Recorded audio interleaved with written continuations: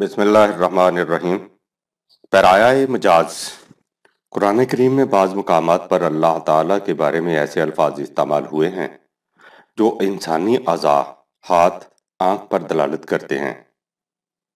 ज़ाहिर है कि ये महज एक पैराया बयान है जिसमें ये अल्फाज इस्तारतन हमारा तरीक़ा कलाम के मुताबिक इस्तेमाल हुए हैं, वरना जिस ज़ात के मुतल्लिक़ खुद कुरान का बयान हो कि लैसा कमिस्लिही शैउन, सूरा 42 आयत नंबर 11, उसकी मिसल कोई शय नहीं, उसके लिए ये अल्फाज इन मानों में नहीं आ सकते जिनमें हम इन्हें इस्तेमाल करते हैं। मसलन सूरा कसस में है कुल्लु शैइन हालिकु इल्ला वजहहू, सूरा 28 आयत 88, उसकी ज़ात के सिवा हर शय फना हो जाने वाली है। वजहों के लफ्ज़ के मानी चेहरा है, लेकिन जाहिर है कि उससे यहाँ मफहूम चेहरा नहीं हो सकता। मफहूम तर्जमा से जाहिर है। दूसरी जगह है कुल्लु मन अलैहा फ़ान व यब्का वजहु रब्बिका ज़ुल जलाली वल इकराम, सूरा 55 आयत नंबर 26-27। सतह अर्ज पर जो कोई भी है फ़ानी है और बाकी रहने वाली साहिबे जलालो अज़मत की ज़ात है। सूरा बकरा में है वलिल्लाहिल मशरिक़ु वल मग़रिबु फ़अय्नमा तुवल्लू अफ़ा सम्मा वजहुल्लाह इन्नल्लाहा वासिउन अलीम, सूरा 2 आयत नंबर 115। और मशरक़ और मग़रिब सब अल्लाह ही के लिए है। जहाँ कहीं भी तुम अल्लाह की तरफ रुख कर लो तो अल्लाह तुम्हारे सामने है, वो बड़ी वसअतों वाला जानने वाला है। यहाँ मानी और भी वाज़े हो गए, यानी अल्लाह हर जगह मौजूद है। वजहुन के अलावा यदुन, हाथ का लफ्ज़ भी चंद एक जगह इस्तेमाल हुआ है। मसलन सूरा आले इमरान में है कुल इन्नल फ़ज़ला बियदिल्लाहि युतीहि मन यशा, सूरा 3 आयत नंबर 72। कहो कि यकीनन फजल अल्लाह के हाथ में है, जिसे वो चाहता है अपने कानून मशीयत के मातहत अता कर देता है। जाहिर है कि यहाँ यद के मानी हाथ नहीं बल्कि कब्ज़ा व इख्तियार है। खुद हमारी ज़बान में भी उसके यही मानी होते हैं। कुरान करीम में है कि हज़रत इब्राहीम, हज़रत इसहाक और हज़रत याकूब अलैहिमुस्सलाम उलिल ऐदी वल अब्सार, हाथों और आँखों वाले थे। मानी वाज़े हैं कि वो साहिब क़ुव्वत व बसीरत थे, इसलिए यदुन हाथ के मानी कब्ज़ा व इख्तियार, क़ुव्वत व शौकत के हैं। सूरह ज़ारियात में है वस्समाए बनैनाहा बिऐदिन व इन्ना लमूसिऊन, सूरा 51 आयत 47। और आसमान को हमने क़ुव्वत हाथों से बनाया और हम यकीनन वसी व अरीज़ कायनात पैदा करने वाले हैं। हुदैबिया के मकाम पर जब परस्तारान तौहीद ने अपनी तमाम मताए हयात अल्लाह की राह में पेश कर दी और आलाए कलमतुल हक के लिए सब कुछ कुर्बान कर देने का अहद किया, तो इरशाद हुआ कि इन्नल्लज़ीना युबायिऊनका इन्नमा युबायिऊनल्लाह यदुल्लाहि फ़ौक़ा ऐदीहिम, सूरा 48 आयत 10। ऐ रसूल, जो लोग तुझसे बैत कर रहे हैं वो दर हकीकत अल्लाह से बैत करते हैं, उनके हाथ पर अल्लाह का हाथ है, यानी वो लोग जान और माल अल्लाह के हाथों बेच रहे हैं। ये बेचने वाले हैं और अल्लाह खरीदने वाला है। यहाँ भी यद हाथ के मानी वाज़े हैं। सूरह ज़ुमर में है वलर्ज़ु जमीअन क़बज़्तुहु यौमल क़ियामति वस्समावातु मुतव्विय्यातुन बियमीनिही सुब्हानहु व तआला अम्मा युशरिकून, सूरा नंबर 29 आयत 67। क़यामत के दिन तमाम ज़मीन उसके कब्ज़ा में होगी और आसमान लिपटे हुए उसके दाहिने हाथ में। अल्लाह पाक और बुलंद है उस शिर्क से जो लोग उसके साथ करते हैं। यहाँ भी हाथ के मानी कब्ज़ा व इख्तियार के हैं। किस्सा हज़रत नूह अलैहिस्सलाम में है कि हमने नूह से कहा वस्ना इल फुल्का बायुनिना व वाहियना, सूरा नंबर 11 आयत नंबर 37। हमारी आंखों के सामने और हमारे हुक्म के मुताबिक एक कश्ती बनाओ। जाहिर है कि हमारी आंखों के सामने से मफहूम ये है कि हमारी ज़ेरे निगरानी कश्ती बनाओ। इन मकामात से वाज़ेह है कि ये अल्फाज महज बतौर पैराया बयान इस्तेमाल हुए हैं और ये अंदाज़े बयान हर ज़बान में पाया जाता है, वरना अल्लाह की ज़ात जो हर जगह हाजिर व नाज़िर और लतीफ़ व खबीर है और हर किस्म की मादी निस्बतों से मुनज़्ज़ह व मुक़द्दस, उसकी निस्बत ऐसा तसव्वुर भी नहीं किया जा सकता कि वो इंसानों की तरह जिस्म रखता है। जिस्म रखना तो एक तरफ, لا تدرکہ الابصار وہو یدرک الابصار وہو اللطیف الخبیر، سورہ نمبر 6 آیت نمبر 104۔ اسے کوئی نگاہ نہیں پا سکتی لیکن وہ سب نگاہوں کو پا رہا ہے، وہ بڑا ہی باریک بین اور باخبر ہے۔ اس موضوع پر ان تصریحات کی چنداں ضرورت نہ تھی، اس لیے کہ صفات خداوندی کے متعلق جو کچھ قرآن کریم میں مذکور ہے اور جتنا کچھ سابقہ اوراق میں لکھا گیا ہے، اس کے بعد کسی صاحب بصیرت کو یہ بتانے کی ضرورت ہی باقی نہیں رہتی کہ اللہ کی ذات تمام محسوس نسبتوں سے منزہ و معرہ ہے۔ لیکن بائیں ہمہ ان اشارات کی ضرورت اس لیے سمجھی گئی کہ قرآن کریم کے ان مقامات کے متعلق دل میں کوئی کھٹک باقی نہ رہے اور یہ حقیقت واضح طور پر سامنے آ جائے کہ قرآن کریم میں جہاں کہیں بطور پیرایہ بیان خدا کے متعلق ایسے الفاظ آئے ہیں جو انسانی اعضاء پر دلالت کرتے ہیں، ان کا صحیح مفہوم کیا ہے۔ ذات باری تعالیٰ کے متعلق قرآن کا واضح ارشاد ہے کہ لیسا کمثلہ شیء، اس کی مثل کوئی شے نہیں، اور یہی اس باب میں حرف آخر اور قول فیصل ہے۔ حقیقت یہ ہے کہ وہ تو خدا کی ذات ہے، خود انسانی ذات بھی جسم اور اعضاء کی نسبتوں سے دور ہوتی ہے۔ ذات، پرسنالٹی محسوس شکل میں ہو ہی نہیں سکتی، اسے تو صرف اس کی صفات سے پہچانا جاتا ہے۔ ذالکم اللہ، یہ ہے اللہ، ربکم لہ الملک لا الہ الا ہوا فانا تصرفون، سورہ 39 آیت نمبر 4۔ تمہارا رب نشو و نما دینے والا، سارا اقتدار اسی کے لیے ہے، اس کے سوا کوئی الہ نہیں، سو تم کدھر بھٹکتے پھر رہے ہو۔ قرآنی تعلیم کی بنیاد ہے لا الہ الا اللہ۔ یوں تو یہ 4 لفظوں کا چھوٹا سا جملہ ہے، لیکن غور سے دیکھیے تو کائنات کے چاروں گوشے سمٹ کر اس کے اندر آ گئے ہیں۔ کوئی ایسی ہستی نہیں جس کے قوانین کی اطاعت کی جائے، مگر ہاں ایک اللہ کی ذات۔ گزشتہ اوراق میں جو کچھ لکھا گیا ہے اس کے علاوہ قرآن کریم میں جس قدر گوہر شاہوار اور ہیں، وہ اسی محکم بنیاد کی سریبوس عمارت، اسی نقطۂ ماسکہ کا دائرہ محیط کل اور اسی اصل کی سرسبز و شاداب فروعات ہیں۔ اللہ کی ایک ایک صفت جمیلہ کو لے کر الہ کی جگہ رکھتے جائیے، قرآنی تعلیم کا ایک ایک گوشہ مکمل ہوتا چلا جائے گا۔ لا الہ الا اللہ یعنی لا رب الا اللہ، اس کے سوا کسی میں شان ربوبیت نہیں۔ لا خالق الا اللہ، اس کے سوا کوئی خالق نہیں۔ لا قادر الا اللہ، اس کے سوا کسی میں کوئی قوت نہیں۔ لا رازق الا اللہ، رزق کے سرچشمے صرف اس کے اقتدار میں ہیں۔ لا حاکمہ الا اللہ، حکومت اس کے سوا کسی کو زیبا نہیں، اس کے سوا کسی کی محکومیت جائز نہیں۔ وقص اللہ ذالک، قرآنی تعلیم کے اس سنگ بنیاد پر پھر غور کیجئے اور سوچئے کہ جب ایک عبد مومن اپنے پورے علم و یقین کے ساتھ علی وجہ البصیرت دل کی گہرائیوں سے اعلان کرتا ہے کہ لا الہ الا اللہ، تو اس کا یہ نعرہ انقلاب فضائے عالم میں کس قدر ولولہ انگیز اور لرزہ اندام تحرک و تموج کا موجب ہوتا ہے۔ دنیا کی ہر غیر خدائی قوت سے انکار، انسانوں کے ہر خود ساختہ نظام سے بغاوت، ہر انسانیت کش نظریہ حیات سے سرکشی، اس لیے نہیں کہ اس سے ضد یا تعصب ہے، بلکہ اس حقیقت عظمیٰ کے اعلان کے لیے کہ انسان ایسا نظام زندگی وضع ہی نہیں کر سکتا جس میں انسانی ذات کی برومندی ہو سکے۔ یہ صرف وہی ذات کر سکتی ہے جس نے انسان کو ذات، پرسنالٹی عطا کی ہے۔ ساری دنیا کی چوکھٹوں سے مستانہ وار سرفراز گزر جانا تکبر و تمرد کی بنا پر نہیں، بلکہ اس اصل عظیم کے مظاہرہ کے لیے کہ کسی انسان کو اس کا حق حاصل نہیں کہ دوسرے انسانوں کو اپنے سامنے جھکائے۔ جھکنا ہے تو صرف اس خدا کے قوانین کے سامنے جس کے سامنے جھکنے کا حق ہے۔ اطاعت ہے تو فقط اس ایک کے احکام کی جس کی اطاعت میں شرف انسانیت کا راز مضمر ہے۔ مظاہر فطرت میں سے کسی کے سامنے جھکنا، مقام انسانیت سے انکار اور اپنے جیسے انسانوں میں سے کسی کے سامنے سرنگوں ہو جانا خودی کی انتہائی ذلت ہے۔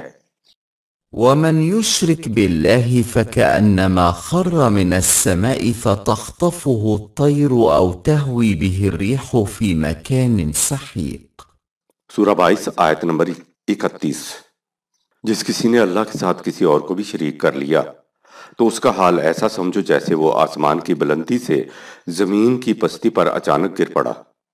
جو چیز اس طرح گرے گی اسے یا تو کوئی اچک لے گا یا ہوا کا جھونکا کسی دور دراز گوشہ میں لے جا کر پھینک دے گا۔ شرک کو اسی لیے ظلم عظیم کہا گیا ہے، سورہ 31 آیت نمبر 13، کہ اس سے بڑھ کر بے جا بات کوئی نہیں۔ یہ اپنی ہستی کا انکار اور ان کی خدائی کا اقرار ہے جو زیادہ سے زیادہ اپنے جیسے انسان ہیں۔ عباد امثالکم، سورہ 7 آیت نمبر 194۔ جس شخص نے شرف انسانیت اور تکریم خودی جیسی متاع بے بہا یوں دوسروں کی نظر کر دی تو اس کے بعد اور کون سی چیز باقی رہ سکتی ہے جسے بیچ ڈالنے میں اسے کسی قسم کا باک یا تعامل ہو سکتا ہے۔ ایسا انسان اپنے پست جذبات کا غلام ہوتا ہے، اور غلام کی یہ کیفیت کہ دین و دانش را غلام ارزان دهد تا بدن را زنده دارد جان دهد. گرچه بر لب هایی او نام خداست، قبلای او طاقتی فرمان زواست. ای صنم تا سجداش کردی خداست، چو یکیان در قیام آیی فناست. آن خدا نانی دهد جانی دهد، این خدا جانی بود نانی دهد. خدائی ضابطۂ قوانین کے مقابلہ میں انسانی نظام زندگی خواہ اپنا وضع کرتا ہو یا کسی اور کا، غیر اللہ کی عبودیت ہے، جس کا لازمی نتیجہ ذلت و رسوائی اور عدم سکون و فقدان طمانینت کا ایسا جہنم ہے جس کے جہاں سوز و جہانگیر شعلے بساط زندگی کے ہر گوشے کو اپنی لپیٹ میں لے لیتے ہیں۔ اس کے برعکس جو شخص قوانین خداوندی کی محکمیت پر ایمان رکھتا ہے وہ انفس و آفاق کی تمام قوتوں کو اس بلند و بالا ضابطہ کے ساحلوں میں محصور کر کے کشتی حیات کو رواں دواں اس جنت کی طرف لے جاتا ہے جہاں کسی قسم کا خوف و حزن نہیں ہوتا۔ ان الذین قالوا ربنا اللہ ثم استقاموا تتنزل علیہم الملائکۃ الا تخافوا ولا تحزنوا وابشروا بالجنۃ التی کنتم توعدون، سورہ 41 آیت نمبر 30۔ یقیناً جن سعادت مند لوگوں نے یہ اقرار کر لیا کہ ہمارا رب اللہ ہے اور پھر اس ایمان پر جم کر کھڑے ہو گئے تو ان پر تسکین و طمانینت کے علمبردار ملائکہ نازل ہوں گے جو کہیں گے کہ مت خوف کھاؤ اور بالکل نہ گھبراؤ اور اس جنت کی بشارت لو جس کا تمہارے ساتھ وعدہ کیا گیا ہے۔ اللہ پر ایمان اور ہر غیر اللہ قوت سے انکار، یہ ہے راز زندگی، یہ ہے اصل حیات۔ فَمَن يَكْفُرْ بِالطَّاغُوتِ وَيُؤْمِن بِاللَّهِ فَقَدِ اسْتَمْسَكَ بِالْعُرْوَةِ الْوُثْقَىٰ لَا انفصام لَهَا وَاللَّهُ سَمِيعٌ عَلِيمٌ، سورہ 2 آیت نمبر 256۔ جو کوئی طاغوت غیر خدائی قوتوں سے انکار کر دے اور اللہ پر ایمان لے آئے تو بلا شبہ اس نے ایک ایسا مضبوط سہارا تھام لیا جو ٹوٹنے والا نہیں۔ یاد رکھو اللہ سب کچھ سننے والا جاننے والا ہے، لیکن ایمان وہی ایمان ہے جس کا سرچشمہ دل کا یقین اور جس کا مظہر انفرادی پاکیزگی سیرت و کردار اور اجتماعی نظام حیات ہو، نہ وہ جو محض زبان کی جنبش تک محدود ہو کر رہ جائے اور انسان کی عملی زندگی اس کی تکذیب کر رہی ہو۔ اس قسم کے جسد بے روح کی قیمت کیا ہے؟ اگر زانبر کے بے پرواہ درون او نہیں گردد بچشم کوہ سینابی نبرزد با پرکاہ، اقبال۔ جیسا کہ شروع میں لکھا جا چکا ہے، اللہ کی ذات کی معرفت انسانی ہدایت ادراک سے ماورا ہے۔ اس نے انسان کو اپنے متعلق جس قدر علم دینا چاہا وہ ان صفات کے ذریعے دے دیا جو قرآن کریم میں مذکور ہیں۔ اس لیے ہم اللہ کے متعلق جو کچھ بھی جان سکتے ہیں وہ اتنا ہی ہے جتنا قرآن بیان کرتا ہے۔ اس کے علاوہ اور کوئی ذریعہ ایسا نہیں جس سے ہم خدا کی ذات کو پہچان سکیں یا اس کے متعلق علم حاصل کر سکیں۔ یہی ایک عبد مومن کے لیے علم کا آخری نقطہ اور معرفت کی آخری حد ہے۔ اس سے آگے نہ بڑھا جا سکتا ہے اور نہ بڑھنے کی کوشش نتیجہ خیز ہو سکتی ہے۔ اسلام ایک سیدھا سادہ صاف و شفاف نصاب تعلیم و ضابطۂ عمل ہے۔ اس میں نہ بے مقصد فلسفیانہ نقطہ آفرینیاں ہیں، نہ بے مطلب عالم خیال کی قیاس آرائیاں۔ اسلام سے مفہوم یہ ہے کہ نبی اکرم صلی اللہ علیہ وسلم پر نازل شدہ قرآن کے مطابق خدا پر ایمان فکر و نظر کے تمام کوشوں کا مرکز ہو اور امکانی حدود کے اندر صفات خداوندی کا اپنے اندر منعکس کرتے جانا اعمال حیات کے تمام کوشوں کا محور۔ اس ایمان اور ایسے اعمال کی حامل جماعت کا نام ہے امت مسلمہ اور ان کا فطری نتیجہ استخلاف فی الارض، یعنی اس زمین پر اس نظام کا قیام جس کی عملی تشکیل محمد الرسول اللہ والذین معہ نے فرمائی۔ یہ ہے اسلام۔ اس کے علاوہ باقی سب کچھ ذہن انسانی کی ندرت آفرینیاں اور قیاس آرائیاں ہیں جس سے حقیقت کو کچھ واسطہ نہیں۔ سبحانہ و تعالی عما یصفون۔ لوگ جو کچھ اللہ کے متعلق اپنے ذہن و قیاس سے بیان کرتے ہیں خدا اس سے بلند و بالا ہے۔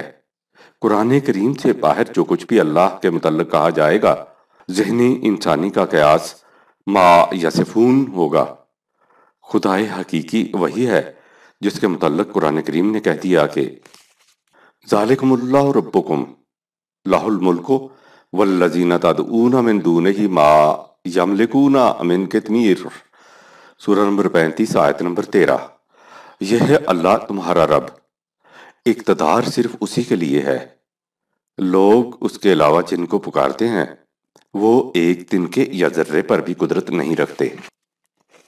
شعور انسانی نے جب سے آنکھ کھولی وہ اس مقام کی تلاش میں سرگرداں رہا جہاں پہنچ کر وہ پورے حتم یقین سے کہہ سکے کہ ذالکم اللہ، یہی اس کے تجسس کی انتہا اور اس کی انسانیت کی معراج تھی۔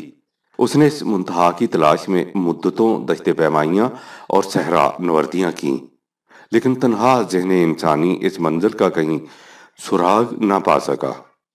نہ یونان کی درسگاہوں میں، نہ ایران کے آتش کدوں میں، نہ ہندوستان کے یوگ استھانوں میں، نہ روما کی خانقاہوں میں۔ جب کبھی کہیں وحی ربانی کے نغمہ سرمدی کی کوئی آواز کان میں پڑ گئی اس کی نگاہوں میں شادابی اور پیشانی پر نورانیت کے آثار چمک اٹھے، لیکن جو ہی وہ آواز گم ہوئی یہ پھر اسی وادی حیرت میں کھو گیا۔ یہی ہوتا رہا تاکہ ان بکھرے ہوئے نغموں کی سرمدی صدائیں ایک ایسے ساز حقیقت نواز میں سمٹ کر آ گئیں جو کاروان انسانیت کے لیے بانگ درا بن گیا۔ اس ساز حقیقت نواز کا نام القرآن العظیم ہے۔ قرآن نے پہلی بار انسان کو بتایا کہ خدا پر ایمان بنیاد ہے انسان کے اپنی ذات پر ایمان کی، اور انسان کے اپنی ذات پر ایمان سے مراد ہے اس حقیقت پر ایمان کے نمبر 1، انسان صرف جسم کا نام نہیں، جسم کے علاوہ اس کے پاس ایک اور شے بھی ہے جسے انسانی ذات کہتے ہیں۔ نمبر 2، انسانی ذات کی اگر مناسب نشو و نما ہو جائے تو اس میں حد بشریت کے اندر وہ صفات اجاگر ہوتی چلی جاتی ہیں جنہیں خدا کے ضمن میں الاسماء الحسنی کہا جاتا ہے۔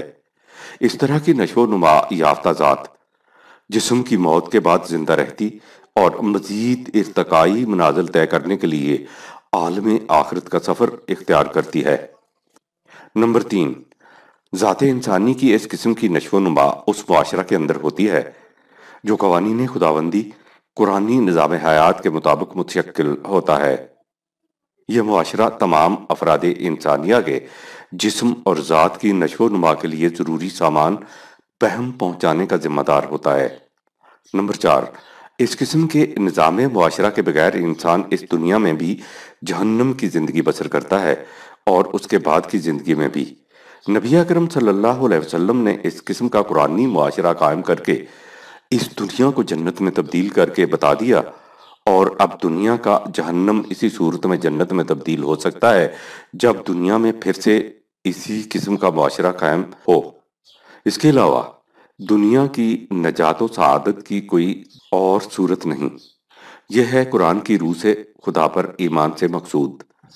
اگر باؤ نرسیدی تمام بو لہبی است، اس حقیقت کو پھر دہرا دیا جائے کہ نمبر 1، خدا کی بعض صفات ایسی ہیں جو اس کے لیے مختص ہیں، ان میں کوئی اور شریک نہیں ہو سکتا، مثلا هو الاول والآخر وغیرہ۔ اس کی باقی صفات کی نبوت انسانی ذات سے ہو سکتی ہے، لیکن حدود بشریت کے اندر رہتے ہوئے جس فرد میں جس حد تک ان صفات کی نبوت ہوگی، اسی حد تک اسے صاحب سیرت و کردار کہا جائے گا۔ نمبر 2، قرآن میں بیان کردہ صفات خداوندی وہ خارجی معیار ہے جس سے ہر انسان پرکھ سکتا ہے کہ انسان کی ذات کی نشو و نما ہو رہی ہے یا نہیں، اور اگر ہو رہی ہے تو کس حد تک۔ اگر یہ خارجی معیار سامنے نہ ہو تو انسان خود فریبی میں مبتلا ہو جاتا ہے، جو یوں ہی سمجھ لیتا ہے کہ وہ روحانیت میں آگے بڑھ رہا ہے۔ یاد رکھیے، قرآنی روحانیت حسن سیرت و کردار کا دوسرا نام ہے۔ نمبر 3، روحانیت کا غیر قرآنی تصور، جسے تصوف کہا جاتا ہے، خالصتاً انفرادی جذبہ ہے۔ اسی لیے جب ان روحانیت کے مدعیوں سے کہا جاتا ہے کہ ان کے پاس اس بات کا کیا ثبوت ہے کہ وہ روحانیت کی منزلیں طے کر رہے ہیں، تو ان کے پاس اس کا جواب اس کے سوا نہیں ہوتا کہ ذوق عبادہ ندانی بخدا تا نہ چشی۔ نشہ کی کیفیت کو وہی سمجھ سکتا ہے جو خود شراب پیے، اس کیفیت کو کسی دوسرے کو سمجھایا نہیں جا سکتا، یہ یکسر خود فریبی ہے۔ قرآن کی روح سے انسانی ذات کی نشو و نما انسان کی سیرت و کردار سے ابھر کر سامنے آ جاتی ہے۔ جیسا کہ پہلے کہا جا چکا ہے، جس قدر کسی انسان کی سیرت و کردار بحد بشریت صفات خداوندی کے آئینہ دار ہوں گے، اسی قدر اس کی ذات کی نشو و نما ہو چکی ہوگی۔ نمبر 4، جب ہم نے کہا ہے کہ انسانی ذات کی نشو و نما کی نمود اس شخص کی سیرت و کردار سے ہوتی ہے، تو اس سے یہ واضح ہو جاتا ہے کہ یہ کوئی ایسا نشہ نہیں جس کی کیفیت سے کوئی نشہ پینے والا ہی کیف اندوز ہو سکے۔ نشو و نما یافتہ ذات کے جوہروں کی نمود انسانوں کی اجتماعی زندگی میں ہوتی ہے، کیونکہ سیرت و کردار کا پتہ ہی اس وقت چلتا ہے جب ایک انسان کا معاملہ دوسرے انسانوں سے پڑے۔ نمبر 5، ہم نے یہ بھی دیکھا ہے کہ صفات خداوندی متعدد اور متنوع ہونے کے علاوہ بعض مقامات پر باہمدگر متضاد بھی ہیں، مثلا وہ رحیم و کریم بھی ہے اور جبار و قہار بھی۔ کیریکٹر کے معنی یہ ہیں کہ جس جگہ جس قسم کی صفت کی نبوت ضروری ہو، وہاں اس صفت کا ظہور ہو۔ اگر عدل کے مقام پر عفو اور رحم کے مقام پر قہاریت کی صفات کا ظہور ہو جائے تو اس سے نظام عالم میں فساد برپا ہو سکتا ہے۔ سوال یہ ہے کہ یہ کیسے متعین کیا جائے کہ کس مقام پر کس قسم کی صفت کا ظہور ہونا چاہیے۔ آپ قرآن کریم میں دیکھیں گے کہ عام طور پر اس کی آیات کے آخر میں کسی نہ کسی صفت خداوندی کا ذکر ہوگا۔ اگر آپ ان آیات کی گہرائی میں جائیں گے تو اس سے حقیقت سمجھ میں آ جائے گی کہ جس قسم کے احوال و قوائف کا ذکر ان آیات میں آیا ہے، ایسے مقام پر اس صفت کا ظہور ہونا چاہیے جو ان آیات کے آخر میں آئی ہے۔ قرآن کریم میں اس نہج پر غور و فکر اور ممارست سے انسان کے اندر یہ ملکہ پیدا ہو جاتا ہے کہ وہ متعین کر سکے کہ کس قسم کے حوادث و مواقع پر کس قسم کی صفت خداوندی کا ظہور ہوا تھا۔ ایسے مواقع پر اسی قسم کی صفت کی نمود اس سے ہونی چاہیے۔ عفو کے مقام پر عفو، عدل کے مقام پر عدل۔ نمبر 6، آپ دیکھیں گے کہ دنیا میں زیادہ تباہی ان لوگوں کے ہاتھوں سے نہیں آئی جو خدا کے منکر تھے، بیشتر تباہی ان خدا پرستوں کے ہاتھوں ظہور میں آئی ہے جو خدا کی کسی ایک صفت کو لے کر اس میں شدت اور غلو کے ساتھ آگے بڑھتے چلے گئے۔ مثلا رحم خدا کی ایک صفت ہے، عیسائیت نے اس صفت میں ایسا غلو اختیار کیا کہ ان کے مذہب میں عدل اور قانون مکافات کا تصور ہی نہ رہا۔